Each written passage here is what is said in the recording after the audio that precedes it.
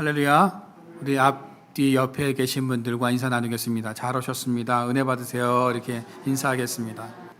다시 한번 인사하기를 원하는데요. 다시 일어납시다. 이렇게 한번 인사해 보겠습니다. 여러분, 번지 점프 해본 적 있으십니까? 번지 점프 해본 적 있으세요? 한 번도 안 해보셨어요? 네, 저도 아직 한 번도 해본 적이 없는데, 번지 점프는 다리에 스트랩 벨트를 묶고 높은 곳에서 뛰어내리면 올라갔다 내려갔다 하는 것이 이 번지 점프죠. 번지 점프를 경험해 본 사람들은 두 갈래로 나뉘어집니다. 다시는 내가 이 번지 점프를 안 타겠다라고 이야기하시는 그런 사람이 있고요. 더 높은 곳에서 뛰어내리고 싶어 하는 사람들로 나뉘어진다는 거죠. 그런데 대부분의 사람들은 더 높은 곳으로 가고 싶어 하는 마음이 든다고 합니다.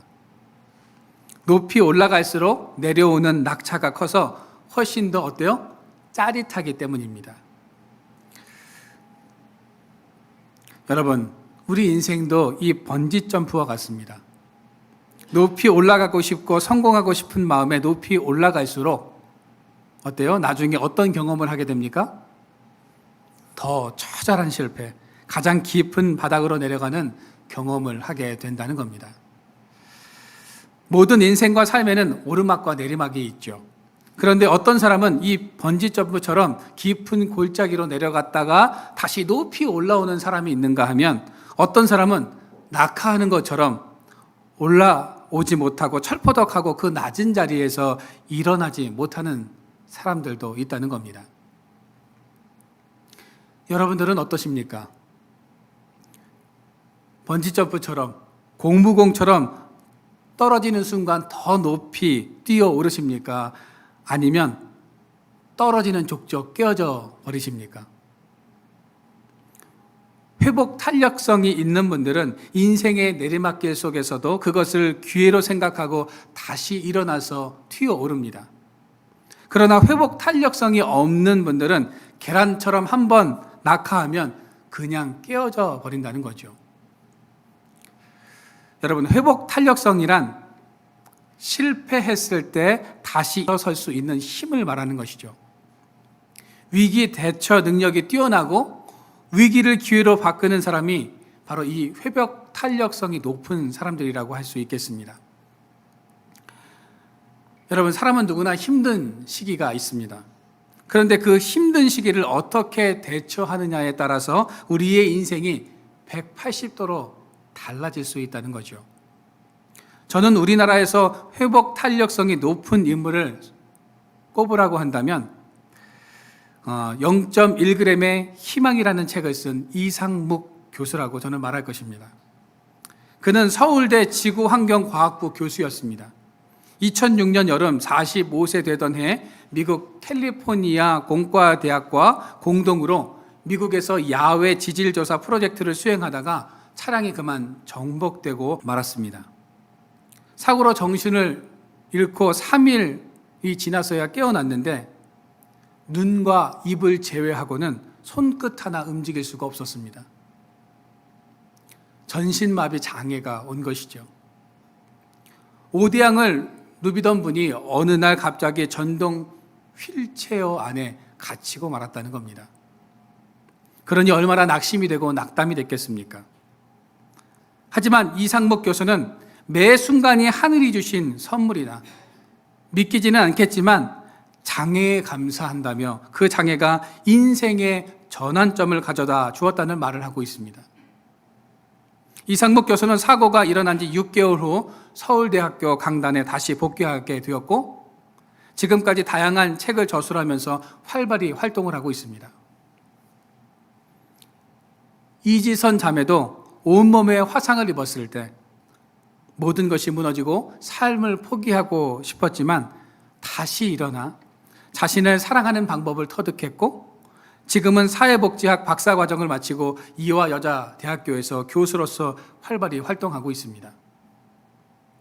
여러분, 성경에 보면 우리가 이름만 대어도 알 수 있는 믿음의 영웅들이 참 많이 등장합니다. 그런데 그 믿음의 영웅들의 공통된 특징이 있는데 그것이 무엇인지 아십니까? 하나같이 바닥으로 내려가는 경험을 했던 사람들이라는 겁니다. 그들은 더 이상 바닥이 없을 정도로 내려가는 인생을 살아갔지만 믿음의 영웅들은 그곳에 주저앉아 있지 않고 다시 고무궁처럼 튀어 올라가서 일어섰다는 거죠. 그런데 우리는 이 성경의 인물들의 인생을 보면서 한 가지 의문을 가지게 됩니다. 왜 하나님께서는 이들이 넘어지기 직전에 잡아주지 않으셨는가 하는 것입니다. 넘어진 다음에 손을 잡아주시는 것이 아니라 넘어지기 전에 잡아주시면 더 좋을 텐데 왜 하나님께서는 굳이 넘어진 사람에게 손을 내미시는가 하는 것이죠. 하나님은 우리가 넘어지기 전에 충분히 우리를 잡아주실 수 있는 분이십니다. 그런데 왜 하나님은 넘어지도록 그냥 내버려 두시느냐 하는 거죠. 왜냐하면 넘어져야 얻을 수 있고 넘어져 보아야만 보이는 것들이 있기 때문입니다. 내려가 보아야 비로소 보이는 것들이 있기 때문이죠. 만일 넘어지는 순간에 하나님께서 우리를 잡아주시면 내려가야 볼 수 있는 것들을 경험할 수 없기 때문입니다. 그래서 하나님은 우리가 넘어졌을 때 바로 손잡아주지 않으신다는 겁니다. 우리가 여행을 하다 보면 고속도로를 달릴 때가 있죠. 고속도로의 장점은 뭡니까? 아주 먼 거리를 단시간 내에 갈 수 있다는 그런 장점을 가지고 있습니다. 그러나 고속도로의 단점은 뭡니까? 앞만 보고 가야 하기 때문에 못 보는 것들이 참 많다는 겁니다. 하나님께서는 때론 우리의 인생이 고속도로와 같이 앞만 보며 달려가는 인생이 아니라 지방도로로 빠지게 하셔서 고속도로에서는 볼 수 없는 것들을 보게 하실 때가 있다는 거죠. 제가 10년 전으로 기억이 되는데요. 정선의 시장도 좀 한번 둘러보고 또 레일바이크도 한번 타기 위해서 내비게이션을 찍고 정선 여행을 출발을 했습니다. 처음에는 내비게이션이요 고속도로로 길을 잘 안내해 줬는데 그런데 어느 순간부터 내비게이션이요 자꾸 큰 도로가 아니라 산길로만 자꾸 이 길을 인도하는 것이었습니다. 뭔가 잘못됐다는 생각이 순간적으로 제 머리에 스쳤습니다. 집에서 컴퓨터로 그 길을 확인할 때는 이런 길이 아니었는데 점점 산길로만 가다가 이제는 주택도 없는 그런 곳에 다다르게 되었습니다. 그때 돌아가야 되나? 아니면 계속 가야 되나? 이런 오만 가지의 생각을 하고 있는데 지금까지 여기까지 온 게 아까워서라도 돌아가면 안 될 것 같아요. 그래서 고! 하면서 앞으로 갔습니다.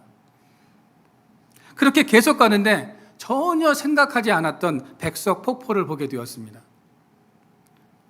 조금 더 가다 보니 커피 박물관이 나와서 그곳에서 커피도 마시고 커피 박물관을 또 둘러보기도 하고 비닐하우스에 들어가서 커피 재배하는 것들도 이렇게 다 둘러보고 나왔습니다.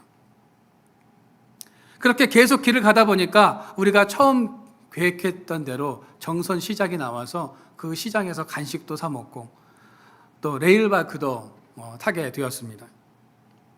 제가 처음부터 의도한 것은 아니었지만 지방도로로 길을 잘못 들게 되면서 커피 박물관도 가게 되었고 정선에서 유명한 폭포도 구경하게 되었다는 거죠. 만약 우리가 계획대로 큰 도로만 갔다면 이런 것들을 전혀 보지 못했을 겁니다. 여러분, 우리의 인생도 마찬가지라고 생각합니다. 인생의 고속도로에서는 절대 볼 수 없고 인생의 지방도로에 가야 비로소 보이는 것들이 있다는 겁니다. 물론 고속도로보다는 늦겠죠. 그러나 천천히 가면서 주위를 둘러보면 계절의 향기를 느끼기도 하고 주변의 자연 경관도 보게 됩니다. 하나님은 우리가 볼 수 없는 것을 보게 하기 위해서 때로는 인생의 지방도로로 우리를 인도하시고 인생의 밑바닥을 경험하게 하신다라는 거죠. 그래서 나를 낮은 곳으로 내리막길로 밑바닥으로 실패의 자리로 부르실 때가 있다는 것을 알아야 합니다. 한국의 노벨 문학상까지 거론되고 있는 시인이 있는데요. 고운 시인입니다. 그 고운 시인이 쓴 그꽃이라는 시가 있는데요. 아주 짧은 시입니다. 우리 같이 한번 화면에 띄워주시면 같이 한번 읽어볼까요? 아주 짧은 시죠. 같이 한번 읽어보겠습니다. 시작. 내려갈 때 보았네, 올라갈 때 보지 못한 그 꽃. 우리가 잘 나갈 때, 성공할 때, 목표를 향해서 갈 때는 주변에 아무것도 보이지 않는다는 겁니다. 그러다가 인생의 실패를 경험하고 터덜터덜 천천히 내려오다 보면 비로소 보이는 것들이 있다는 거죠. 매일 걷는 길인데 새롭게 보이고 안 보였던 것들이 보일 때가 있다는 것입니다. 그때 내가 얼마나 앞만 보고 있었는가를 생각해 보아야 합니다. 고운 시인이 이야기하는 그 꽃은 우리 인생에서 절대로 놓치지 말고 꼭 보아야 할 것들의 상징물이라는 것입니다. 여러분, 고운 시인의 시처럼 우리가 인생에서 절대로 놓치지 말아야 할 것들이 있듯 오늘 본문을 통해서 모세는 이스라엘 백성들이 그 인생에서 놓치지 말아야 할 것이 있다고 말씀을 하고 있습니다. 그러면 이스라엘 백성들이 무엇을 놓쳤기에 광야 40년을 헤매었던 것일까요? 첫째는 하나님에 대한 믿음입니다. 우리 2절 말씀을 같이 한번 읽어보도록 하겠습니다. 시작. 내 하나님 여호와께서 이 40년 동안에 내게 광야길을 걷게 하신 것을 기억하라. 이는 너를 낮추시며 그 명령을 지키는지 지키지 않는지 알려 하심이라. 오늘 본문 2절 말씀해 보시면 너를 낮추시며 라고 말씀하고 있습니다. 여기서 낮추다라는 말은 히브리어에서 복종시키다, 헬라어에서는 짓밟다라는 그런 의미를 가지고 있습니다. 다시 말해서 하나님께서 우리 안에 있는 더럽고 악한 것들을 짓밟고 복종시키기 위해서 낮추셨다는 거죠. 그러면 이스라엘 백성들 안에 무엇을 복종시키고 짓밟으려고 하셨던 것일까요? 그것은 교만입니다. 2절과 3절에 모세는 거듭 너를 낮추시며 라고 이렇게 강조하고 있습니다. 이는 이스라엘 백성들이 얼마나 교만하고 하나님의 말씀에 불순종한 백성이었는가를 증거하고 있다는 거죠. 모세는 가나안 땅을 목전에 두고 있는 이스라엘 백성들의 마음이 교만하여 하나님을 잊어버릴 것을 제일 먼저 우려할 정도로 그들의 마음은 그 도를 벗어나 있었다는 것입니다. 오늘 본문은 아니지만 17절 말씀을 한번 읽어보도록 하겠습니다. 같이 읽겠습니다. 시작. 그러나 내 마음에 이르기를 내 손의 힘으로 내가 이 재물을 얻었다 말할 것이라. 이스라엘 백성들은 가나안 땅에 들어가면 하나님의 은혜를 까맣게 잊고 마음에 이르기를 내 능력과 내 손으로 내가 이 재물을 얻었다라고 할 만큼 교만한 그런 족속이었다는 겁니다. 이런 교만으로 똘똘 뭉쳐진 자들을 겸손한 자로 변화시키기 위해서는 40년의 광야 생활은 필수 과정이었다는 겁니다. 그래서 하나님은 이스라엘 백성들의 교만을 짓밟고 그들의 믿음을 확인하기 위해서 그들을 낮추셨다라고 이렇게 말씀하고 있습니다. 그 마음이 어떠한지 그리고 그 명령을 지키는지 안 지키는지를 알려 하심이라고 말씀하고 있습니다.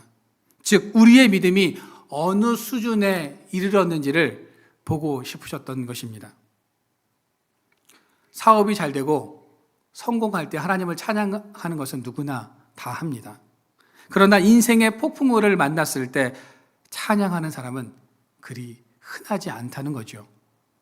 하나님께서는 인생의 폭풍우 속에서 하나님을 의지하는 믿음을 가지고 있는지 없는지를 테스트하기 위해서 이스라엘 백성들에게 광야 생활을 허락하셨던 것처럼 우리의 믿음을 보시기 위해서 때론 우리를 광야로 몰아가시기도 한다는 겁니다.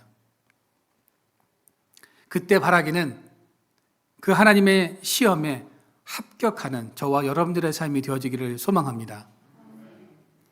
주님께서 우리가 교만한가 아니면 겸손한가 믿음이 있는가를 테스트하실 때 하나님께 칭찬받고 인정받는 우리 모두가 되어지기를 축원합니다. 베드로전서 1장 6절과 7절을 한번 우리가 읽어보도록 하겠습니다. 시작. 그러므로 기뻐하십시오. 여러분들이 지금 얼마 동안은 갖가지 시험을 겪으면서 슬퍼할 수밖에 없겠지만 그것은 여러분 순수하게 만들기 위한 것입니다. 결국 없어지고 말 황금도 불로 단련을 받습니다. 그러므로 황금보다 훨씬 더 귀한 여러분들의 믿음은 많은 단련을 받아 순수한 것이 되어 예수 그리스도께서 나타나시는 날에 칭찬과 영광과 영예를 차지하게 될 것입니다. 여러분, 하나님께서 연단과 시험을 통해서 우리를 테스트하실 때 그 무엇보다 주님을 향한 온전한 사랑과 믿음이 남아있기를 소망합니다. 여러분, 지금 인생의 가장 낮은 자리에 앉아 계십니까? 번지점프처럼 다시 올라와야 하는데 인생의 무게에 눌려서 다시 회복되지 못하셨다면 지금 내가 인생의 그 자리에서 무엇을 보아야 하고 무엇을 붙잡아야 하는지를 기억하시기를 바랍니다. 하나님께서는 그 믿음을 확인하신 후에는 모든 것을 다시 회복하게 하시고 축복의 삶으로 이끄실 것이라는 사실을 믿고 인생의 낮은 자리에서 하나님을 기억하고 정금과 같은 이 믿음을 회복하는 저와 여러분들의 삶이 되어지기를 주님의 이름으로 축원드립니다. 두 번째로 하나님의 은혜와 도우심을 망각했습니다. 우리 3절과 4절 말씀을 보도록 하겠습니다. 시작.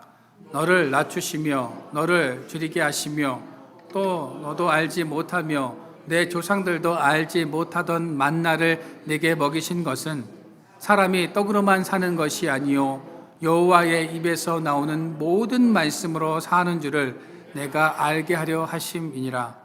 이 40년 동안에 내 의복이 헤어지지 아니하였고 내 발이 부르트지 아니하였느니라. 이스라엘 백성들은 광야 생활을 할 때 무엇 하나 넉넉한 것이 없었습니다. 모든 것이 불편했고 모든 것이 부족했습니다. 이스라엘 백성들은 이 부족하고 불편한 생활이 계속되자 하나님을 찾기 시작했습니다. 여러분, 사람은 참 이상하게도 모든 것이 풍성할 때는 하나님을 찾지 않다가 무엇인가 좀 부족하고 불편해지면 그때서야 누구를 찾습니까? 하나님을 찾게 됩니다. 그런데 그 부족함과 불편함으로 인해서 우리가 하나님을 찾게 된다면 그 부족함은 큰 복인 줄로 믿으시기를 바랍니다. 모세는 3절에서 너희가 광야에서 고생하고 먹을 것이 없을 때 하나님께서 먹을 것을 주셨고 의복이 헤어지지 않게 하셨고 발이 부르트지 않도록 해주셨다고 말을 하고 있습니다. 그 사실을 잊지 않고 기억하라고 강조하고 있습니다. 여러분, 이스라엘 백성들이 가장 많은 은혜와 간증거리가 있었던 장소가 어디입니까? 고깃국이 있었던 애굽입니까? 젖과 꿀이 흐르는 가나안 땅입니까? 아닙니다. 바로 광야였다는 사실입니다. 불기둥과 구름기둥도 애굽이 아닌 광야에서 보여주셨습니다.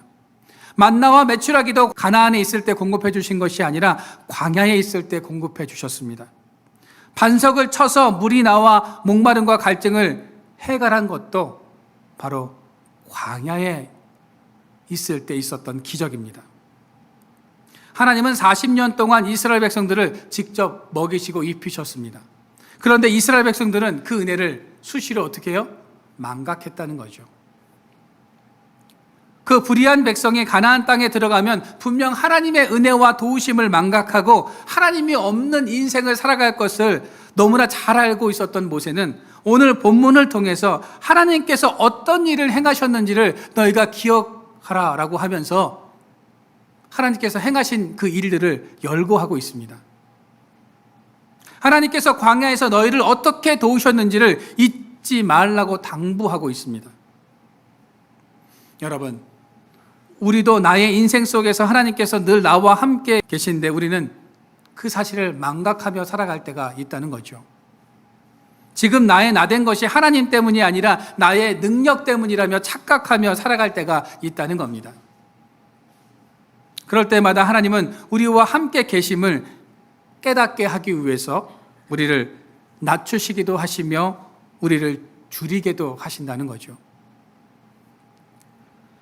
여러분, 지금 인생의 광야를 걷고 계십니까?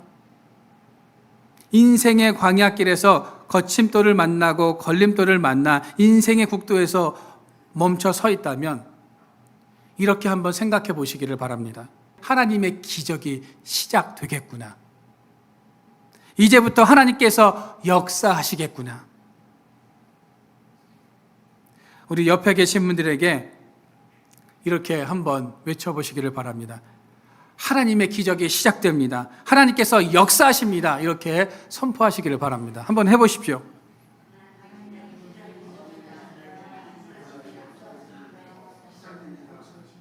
믿으십니까?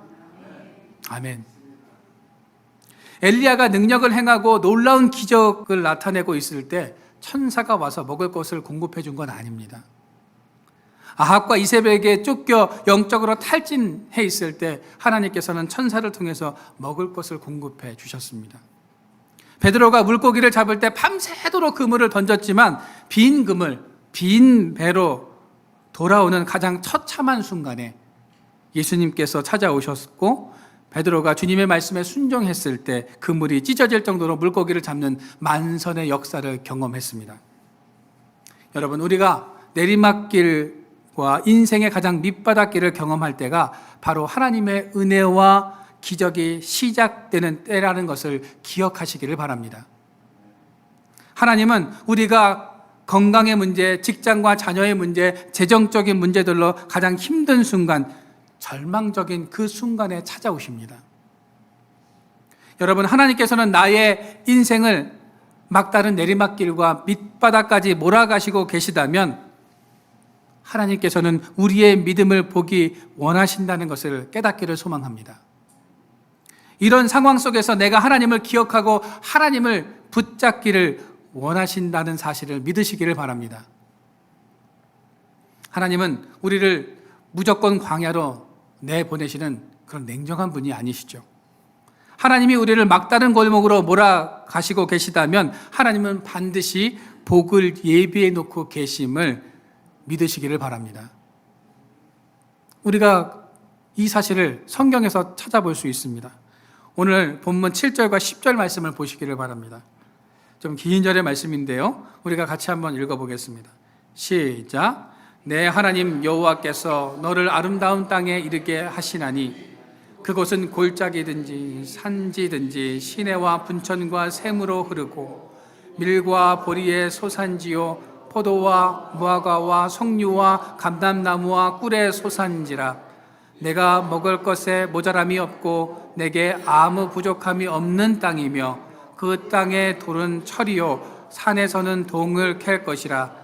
내가 먹어서 배부르고 내 하나님 여호와께서 옥토를 내게 주셨으므로 그를 찬송하리라. 오늘 본문 7절부터 10절은 하나님께서 이스라엘 백성들에게 주시려고 하시는 땅, 가나안 땅이 어떤 땅인지를 자세하게 설명해 주고 있습니다. 왜 성경은 가나안 땅에 대해 이렇게 자세하게 설명을 하고 있는 것일까요? 너희들이 믿음 안에서 승리하고 지금까지 모든 삶을 하나님께서 인도하셨다는 것을 인정하고 나를 붙들고 살아가면 7절부터 10절에 열거하고 있는 이 복들을 너희에게 주실 것이라고 모세가 설교하고 있는 것입니다. 여러분, 지금 실패를 경험하고 광야를 지나고 있다면 하나님의 은혜와 나를 도우셨던 그 능력의 하나님을 기억하시기를 바랍니다. 그 하나님을 붙잡으시기를 바랍니다. 그 하나님은 광야에서 먹을 것을 주시며 마실 것, 입을 것을 공급하여 주십니다. 내가 더 이상 걱정하지 않아도 되는 삶으로 하나님께서는 나를 이끌어 가십니다. 나의 삶을 보면 모든 삶의 소망이 끊어진 것 같지만 그때가 하나님의 손을 붙잡을 때이며 다시 일어나야 할 때임을 깨닫기를 소망합니다.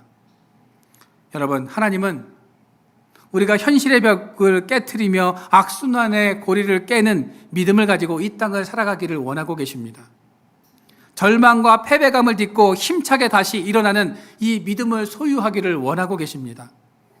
성령의 능력으로 두려움을 떨쳐버리는 믿음을 원하고 계십니다. 여러분, 하나님이 우리의 믿음을 테스트하실 때 이 시험에 통과해서 하나님의 뜻을 깨닫고 하나님의 은혜와 사랑을 회복하는 우리 모두가 되어지기를 소망합니다.